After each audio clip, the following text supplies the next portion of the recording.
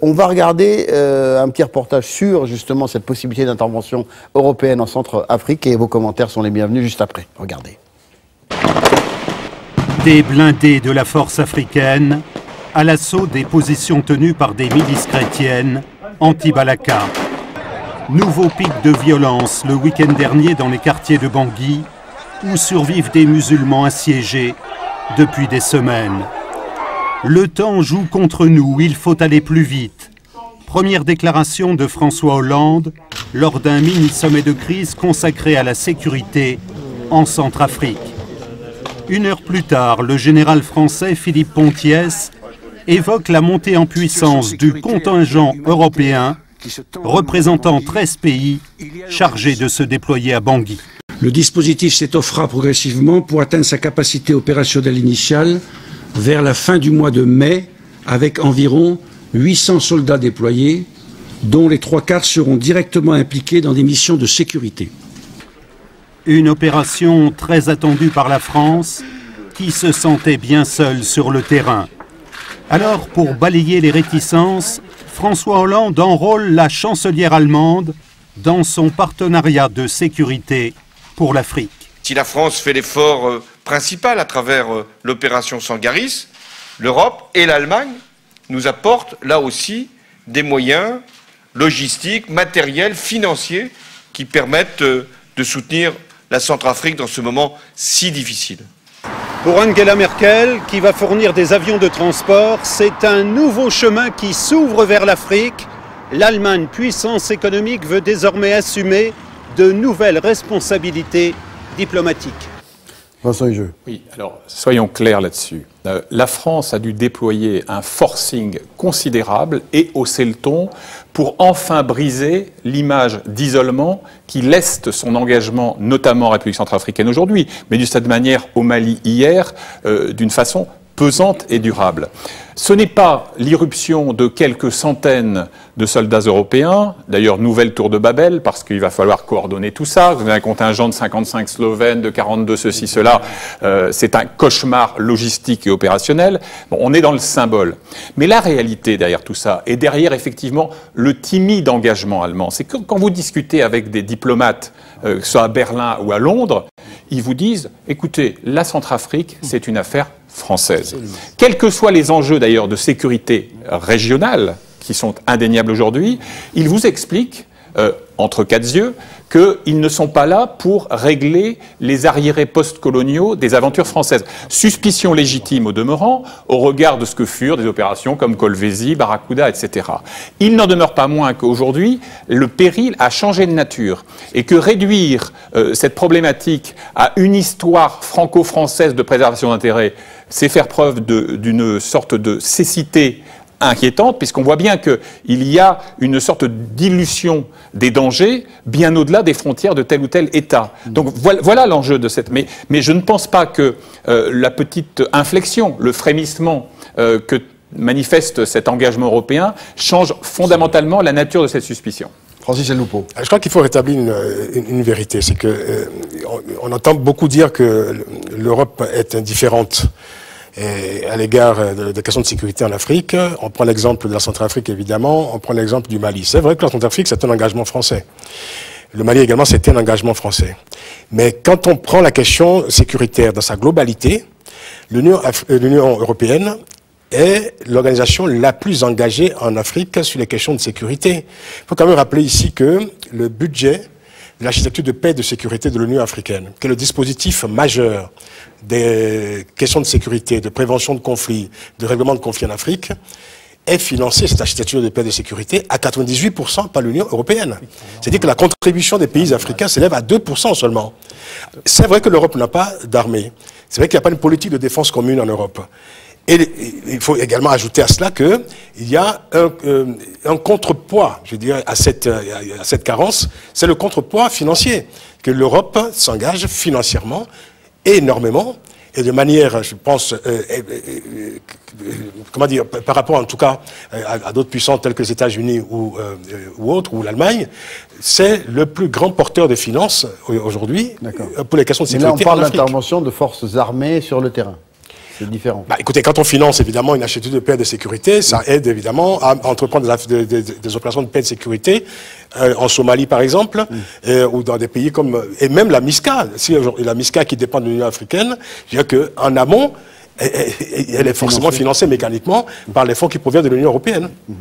Marcel Zebelinga. Oui, alors sur cette question, je voudrais revenir quand même à une figure ancienne qui s'appelle Barthélemy Boganda. Barthélemy Boganda, c'était donc le leader panafricain des années 50, donc assassiné en 1959, le 29 mars, et qui demandait donc les États-Unis d'Afrique latine, donc une entité qui intégrerait le Tchad, la République centrafricaine, le Gabon, le Congo, le Cameroun, etc.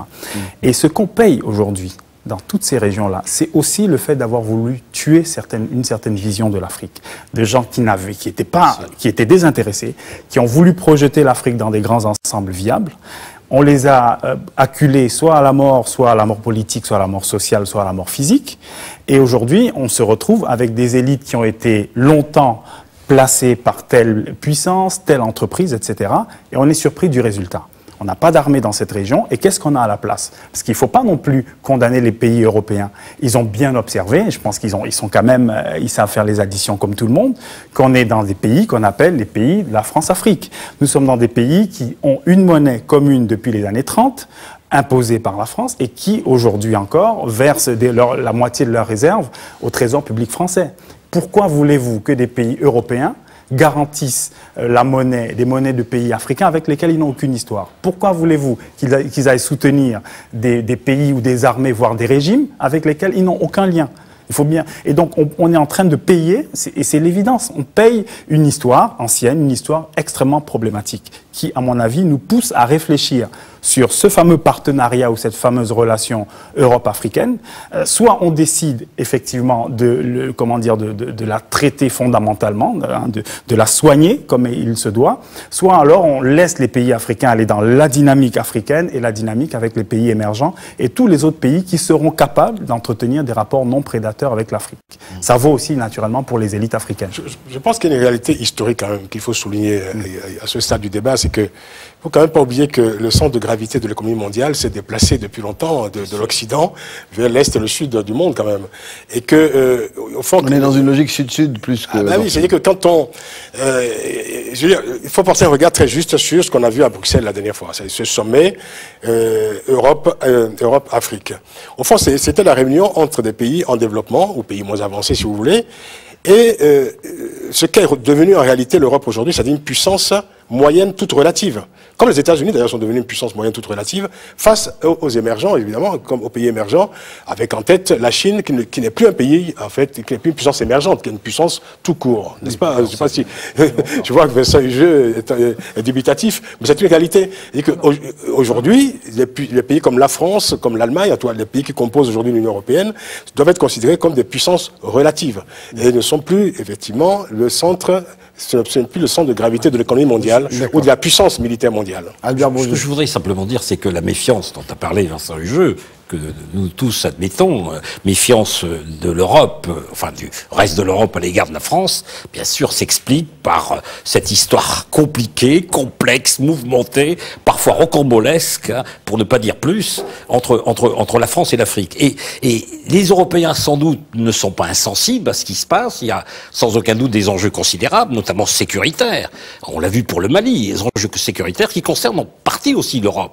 L'Europe est menacée autant que les pays du Sahel, autant que l'Afrique de l'Ouest en général, même le continent africain. Donc les enjeux sécuritaires sont très bien perçus. L'Europe, sans doute, il donnera sa part à cette réaction, à ce mouvement, sans doute en direction du continent sur le plan sécuritaire, mais en gardant toujours cette distance avec toute intervention physique. Toute intervention physique. Les soldats de l'Union européenne qui iraient, des pays de l'Union européenne, autres que la France, qui iraient sur le terrain, doivent être triés sur le volet. Ça, c'est évident. Et puis, qu'est-ce qu'ils font? Ils proposent le transport, la logistique, l'argent.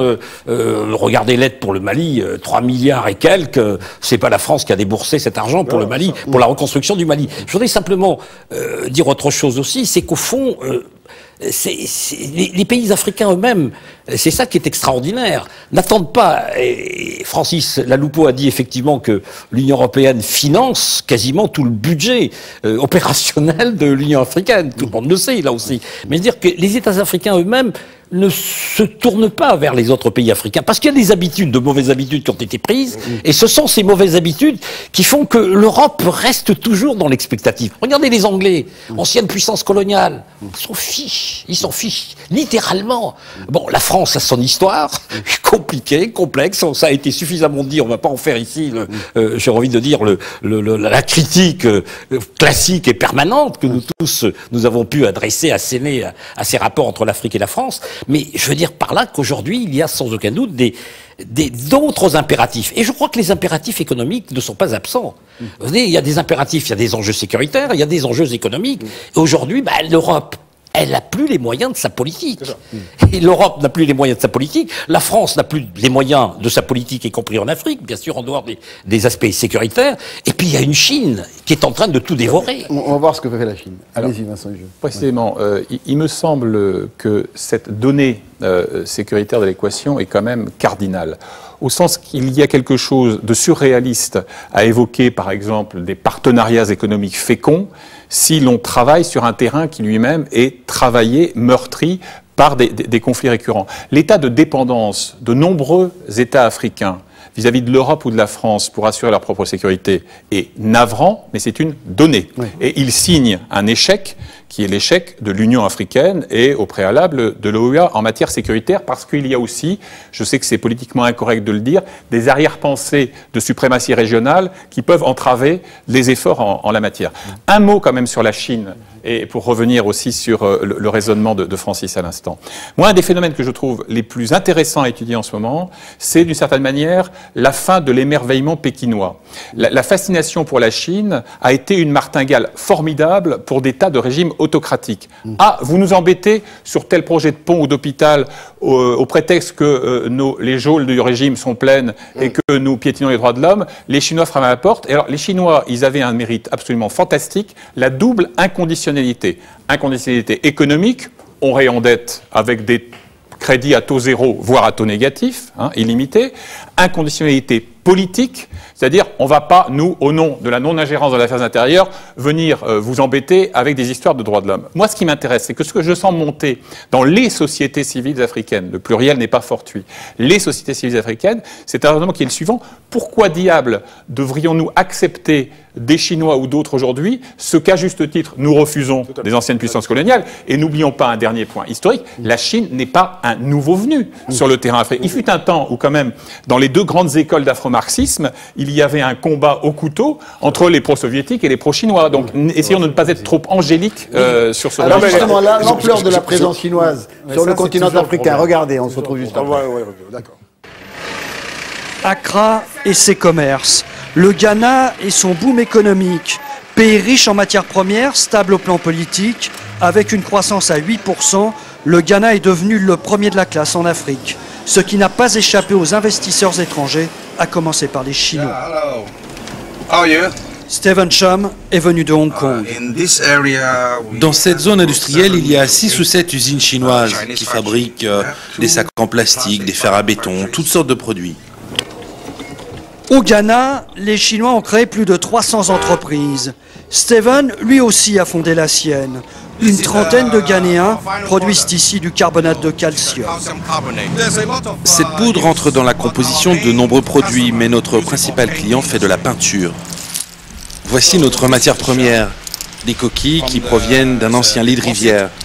Elles sont pleines de résidus et de petits morceaux de bois, il faut les nettoyer avant de les broyer. Le tri, un travail minutieux et harassant par plus de 40 degrés. Une chaleur moite et éprouvante. Un tout petit salaire. Cela ne va pas. On a besoin de plus d'argent. Cela n'a pas l'air d'émouvoir notre chef d'entreprise, qui se veut philosophe. Fatalement, il y aura toujours des conflits entre patrons et ouvriers, et c'est la même chose dans tous les pays. C'est un peu comme si on ne pouvait pas se comprendre. Ici, le salaire est 4 à 5 fois moins élevé qu'en Chine, et les Ghanéens acceptent ces conditions.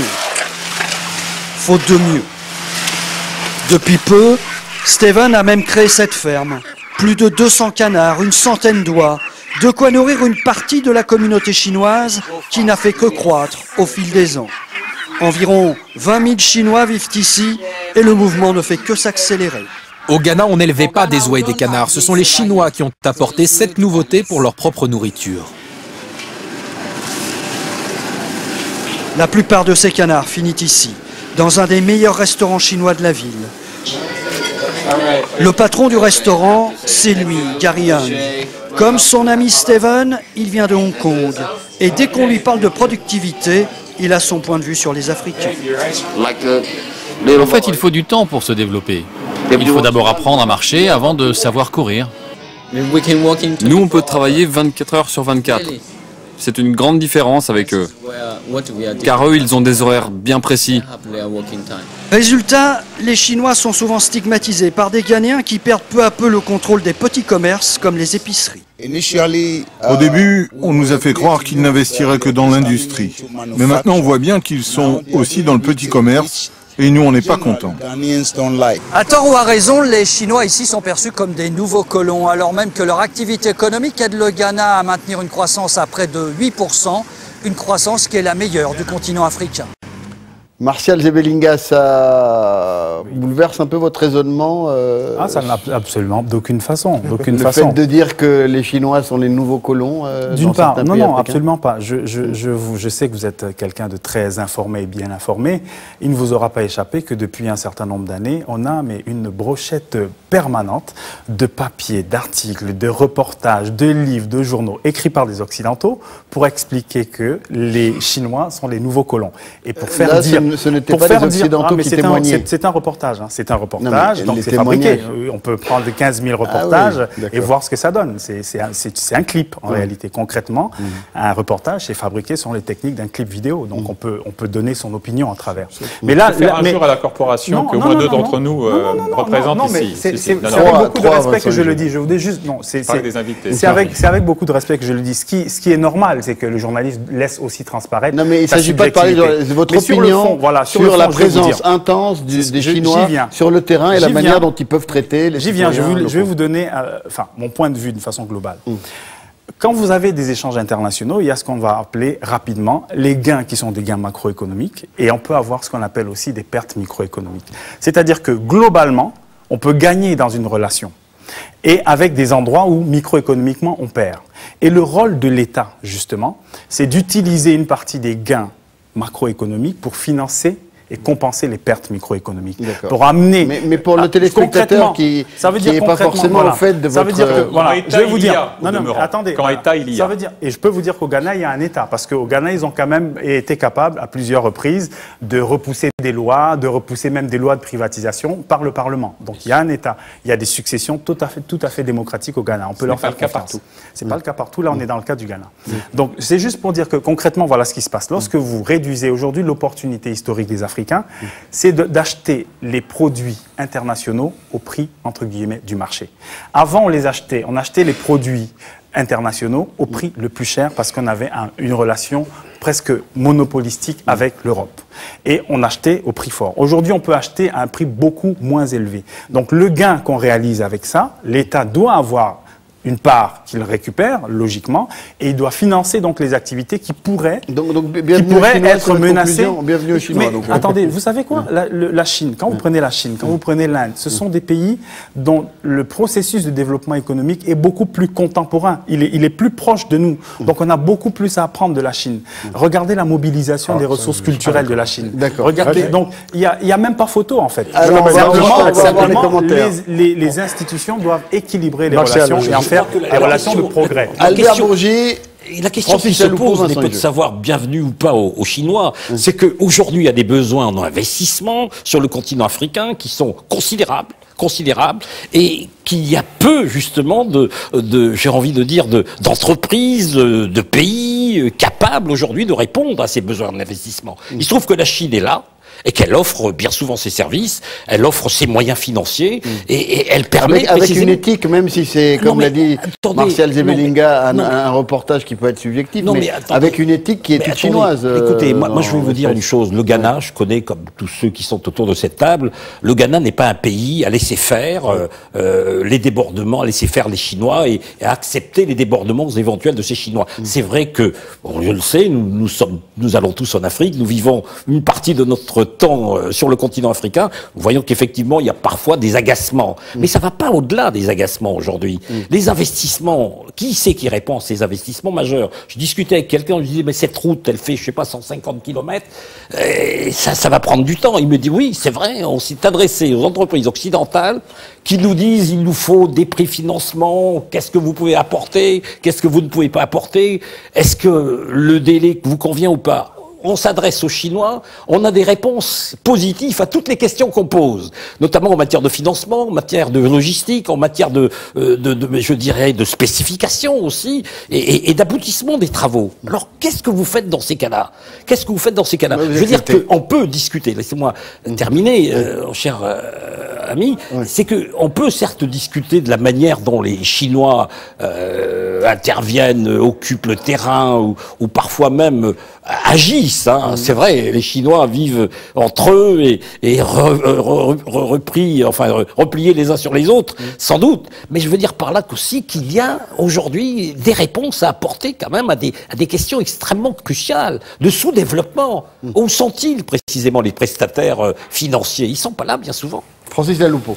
Oui, d'abord, je rassure d'abord Vincent qu'il n'y a aucune fascination, évidemment, pour la présence chinoise. Il y a peut-être effectivement une littérature comme ça, un peu... Initialement, il y a... Oui, c'est vrai, vous avez raison. Je crois que, en fait, la question n'est pas de savoir aujourd'hui s'il y a un problème chinois ou pas en Afrique. Il y a simplement des réalités. Il y a une présence. Voilà, vous prenez un pays comme la Côte d'Ivoire, en 1996, 55% du commerce extérieur se faisait avec l'Europe. Avec les pays occidentaux, l'Europe principalement. 15 ans plus tard, en 2011, c'était à 4% seulement. Et qu'est-ce qu'on constate? C'est que le tiers des investissements et du commerce en Afrique aujourd'hui est assuré par des pays non occidentaux, comme on dit, enfin ce qu'on appelle l'Occident, ou non européens. Et dans ce tiers, la Chine occupe la moitié des investissements en Afrique. C'est une réalité. La question qui se pose surtout, je crois qu'il faut déjà souligner une chose, c'est que la grande révolution à laquelle on a assisté à la fin des années 70 dans les pays africains, c'est la diversification des partenaires extérieurs des pays africains. C'était une grande révolution qui rompait avec le tête-à-tête classique bilatéral entre les pays individuellement et les anciennes puissances coloniales. C'était une vraie révolution, une vraie rupture avec le passé. Maintenant, la question qui se pose, je crois, pour les Africains, est celle-ci, elle est simple. Est-ce que les pays africains déploient efficacement et intelligemment toutes les capacités de négociation pour tirer le meilleur parti de cette révolution vis-à-vis de leurs nouveaux partenaires, qui ne sont plus des partenaires traditionnels ou issus des histoires issues de l'époque coloniale. Cette question, il faut la poser aux dirigeants africains, aux décideurs africains. Si cette époque dans laquelle nous sommes entrés, où l'Afrique a la possibilité de s'ouvrir à d'autres horizons, à d'autres partenariats, si l'Afrique échoue, ça sera l'échec africain tout simplement. Parce qu'aujourd'hui, les règles du jeu sont tout à fait posées. La Chine ne va pas en Afrique, je veux dire, en expédition coloniale avec des canons et des bombardiers. La Chine y va pour faire du business. Est-ce qu'en retour, les Africains déploient évidemment toutes leurs capacités de négociation? Est-ce qu'ils savent défendre les intérêts de leur pays et de leur population pour en tirer le meilleur parti? Le deal est clair, ces Africains ont aussi d'en tirer le meilleur parti. C'est la raison pour laquelle je disais tout à l'heure combien je me sens réfractaire à la logique du jeu à somme nulle. Essayer de créer une dynamique qui soit profitable aux uns aux autres. Je serai le dernier à emboucher le clairon douteux du péril jaune. C'est une absurdité. Cela posé, je vois, moi, la présence et l'activisme financier, industriel, commercial de la Chine comme un aiguillon qui interroge directement la tiédeur, la frilosité et la passivité des investisseurs européens, français en tête. Car il faut enfin se déprendre de la logique rentière postcoloniale qui consistait à considérer que parce que c'est un pays ami, parce que l'on avait aidé le président à accéder au trône ou à s'y maintenir, mécaniquement, la prochaine centrale électrique, le prochain contrat d'hôpital ou de stade devait nous échoir. C'est ça qu'il faut absolument briser. Il doit y avoir un jeu ouvert dans lequel les uns et les autres vont offrir ce qu'ils ont de meilleur, libre ensuite à des États que l'on espère souverains de choisir. Ceci n'empêche pas de dire que, certes, peut-être que l'Afrique a plus à prendre côté chinois, mais à ce stade, ni en termes de respect de l'environnement, ni en termes de respect du droit du travail. Et que quand vous voyez qu'il y a, hélas encore aujourd'hui, c'est moins vrai qu'il y a 10 ans, je suis le premier à en convenir, vous avez encore des sociétés officiellement privées chinoises, infonées évidemment, puisque c'est du privé public, qui viennent dans un coin de l'extrême est de la République démocratique du Congo, sans permis d'exploration, sans permis d'exploitation, avec leurs engins de chantier, avec leur personnel, et commencent à creuser, à exploiter, il y a un souci. Et il en a intérêt des États africains, là où il y a des États, de faire prévaloir le droit à eux comme aux autres. Oui, je pense que ce qui est croustillant, c'est croustillant de voir que Vincent Hugeux, qui connaît très bien ces questions, et qui pourrait multiplier par 1000 les mêmes types d'exemples pour des entreprises françaises et européennes, va prendre l'exemple spécifique d'entreprises chinoises. Ce qu'il est en train de décrire, c'est valable, mais N fois pour les entreprises européennes, à des niveaux beaucoup plus élevés. C'est-à-dire l'absence d'autorisation, l'arrivée sur le terrain. Ça a commencé très loin. Ça a commencé déjà avec le travail forcé, qui était une forme d'esclavage, comme vous le savez. Et ça a continué. On a eu toutes sortes de contrats. On a eu des entreprises qui sont parties du jour au lendemain. Enfin, on ne compte pas les prédations de cette nature-là. On ne peut donc pas simplement les imputer à la Chine. Et ça me ramène à ce que disait... Nous sommes en 2014. Oui, mais attendez, je ne sais pas si vous suivez un petit peu ce que les ONG disent sur Arlit, par exemple, sur Areva, sur Bolloré. Excellent exemple. Excellent exemple. Ce qui se joue en ce moment au Niger est absolument crucial et doit faire jurisprudence.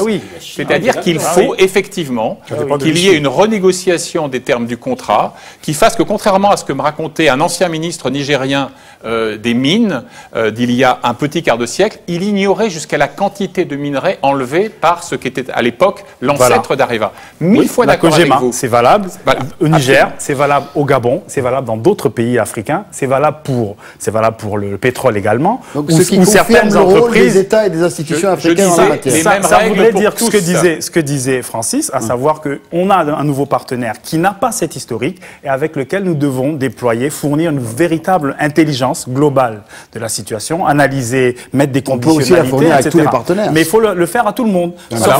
Mais sur le fond, je crois qu'il y a une chose qui manque fondamentalement.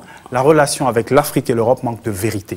Elle manque fondamentalement de vérité. Avec les Chinois, on sait pourquoi ils viennent. Ils disent, voilà ce que nous voulons, nous avons investi tel nombre de milliards, nous allons mettre 20 milliards pour les infrastructures. On sait très bien que les infrastructures, c'est parce qu'ils ont besoin de pétrole, ils ont besoin de ressources, et donc ça passe par des infrastructures, c'est clair. Mais avec l'Union européenne et l'Europe, on a à la fois les droits de l'homme d'un côté, on a un peu de France-Afrique, on a un peu de... Alors, on s'en sort plus. Et les Africains ne continueront pas dans cette voie. Albert Bourget. Mais justement, ce qu'on vient de dire à propos de la Chine permet de mieux comprendre la difficulté, ou tout au moins la nécessité, en tout cas pour l'Europe, de bâtir ce fameux partenariat avec l'Afrique précisément, de bâtir un partenariat qui soit quelque chose de nouveau, qui puisse prendre en compte bien évidemment les intérêts des pays, les contraintes de ces pays, qui puisse prendre en compte également le financement ou non des travaux ou des investissements, et qui puisse prendre en compte également, les politiques nationales de ces pays. Souvenons-nous qu'il y a 20 ans ou 30 ans, nous sommes suffisamment battus pour la démocratie pour ne pas finalement trop insister là-dessus, mais combien de fois telle ou telle aide était subordonnée à telle ou telle conditionnalité, à de degrés de corruption. Je crois qu'il y avait des articles à l'époque, on parlait aujourd'hui de l'article 37 pour le Burkina Faso, pour Compaoré, mais à l'époque il y avait l'article 9, il y avait l'article 96, l'article 98 des traités de Lomé, on les brandissait mais en permanence, précisément, pour à la fois justifier sans aucun doute aussi le peu d'investissements que l'Europe a amené précisément sur le continent africain, mais dans le même temps pour en quelque sorte imposer des contraintes économiques, imposer des contraintes financières qui étaient elles-mêmes accompagnées de contraintes politiques. Encore une fois, je le dis bien, il ne s'agit pas de remettre en cause l'apport, par exemple, de l'Union européenne en matière de je ne dirais pas en matière de démocratie, en matière en tout cas de développement d'un certain nombre de pratiques, notamment sur le plan électoral. Mais des fois, je peux vous assurer que peut-être que les Chinois sont nombreux, peut-être que les Chinois ne respectent pas la législation du travail, sans doute, ne respectent pas même l'environnement, et Vincent Hugeux a raison de le dire, mais dans le même temps, vous avez des entreprises françaises qui ne respectent rien, ou lorsqu'elles arrivent, elles imposent des conditions qui sont telles qu'on ne peut pas avoir recours précisément à elles. Je pense que vous allez nous demander quel sera l'avenir, peut-être. Bon, oui. On ne va pas le lire dans le mar de café, mais ce qui se dessine en réalité, c'est vrai qu'il y a une recomposition, on le sait, je veux dire que d'abord des influences, hein, des zones d'influence dans le monde, également des coopérations, des systèmes de coopération et de partenariat. Oui. À partir de ce moment-là, c'est que l'Afrique et l'Europe vont prendre leur part dans cette scène mondiale des coopérations. Et ce qui va se produire en réalité, vous savez, il y a un journaliste africain qui écrivait ceci à la veille du sommet de Bruxelles. Il écrivait, on connaissait le sommet France-Afrique, on connaît désormais le sommet États-Unis-Afrique, on connaît le sommet Europe-Afrique, oui. On connaît également les sommets Inde-Afrique, y compris pays arabes Afrique. Il ne manque que les sommets Afrique et les Esquimaux. Oui. Vous voyez. Donc aujourd'hui, les cartes sont distribuées, c'est à chacun de jouer sa partie. Et bon, la question qui se pose pour l'Afrique, en tout cas, c'est de savoir comment l'Afrique va négocier au mieux ce tournant qui est un tournant historique. Hein. En tout cas, tout le monde veut se mettre à table. Tout le monde veut y aller aussi. Avec l'Afrique. Pour conclusion. Oui, c'est très rapidement. Le devoir de vérité qui vient d'être éloquemment invoqué à l'instant commande aussi de dire qu'une partie de la perpétuation des travers que nous avons les uns et les autres dénoncés relève des élites politiques africaines. Pour danser le tango, il faut être deux. Et vous avez encore aujourd'hui des potentats soutenus à bout de bras, et eux-mêmes à bout de souffle d'ailleurs, par la France ou l'Europe, qui n'ont pas de véritable intérêt à ce jeu de la vérité-là. Donc voilà, là, je pense qu'il faut aussi être équanime dans leur pays. Il y a beaucoup d'acteurs européens qui n'ont pas intérêt aussi à cette vérité. C'est l'irruption des acteurs privés.